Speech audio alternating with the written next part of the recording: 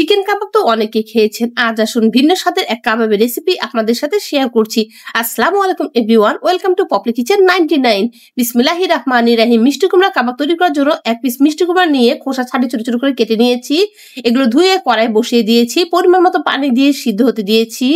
এগুলো সিদ্ধ হয়েছে, এবার নামিয়ে নিচ্ছি। একটি বাটির সাহায্যে একটু ম্যাশ করে নিয়েছি।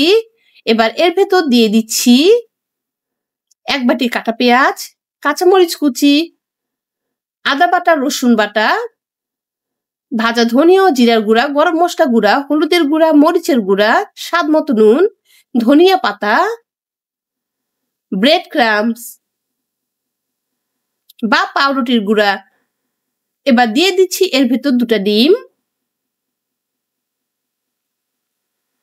এবার সমস্ত উপকরণ হাত দিয়ে মেখে নেব। কাবাবটাকে ক্রিস্পি করার জন্য একটু চালের আটা দিয়ে দিয়েছি।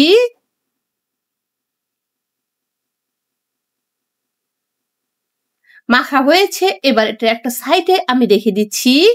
আমি আজ এখান থেকে সবগুলো কাবাব বানাবো না, কিছুটা ডিপ ফ্রিজে রেখে দেবো আর কিছুটা দিয়ে কাবাব বানাচ্ছি।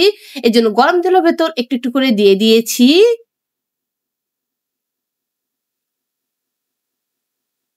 যখন এক সাইড কিছুটা হবে তখন এটা উল্টে দিচ্ছি।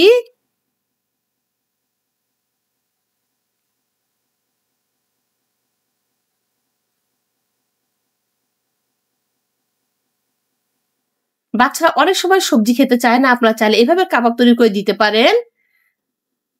একটু সময় নিয়ে দুপাশ মুচমুচে করে ভেজে নেব। এগুলো ভাজা হয়েছে, আমি একইভাবে বাকিগুলো ভেজে নিয়েছি। একদম রেডি হয়ে গেল আমাদের আজকে ভিন্ন স্বাদের মুচমুচে মিষ্টি কুমড়া কাবাব। আজ এ পর্যন্ত, সবাই ভালো থাকবেন। আসসালামু আলাইকুম।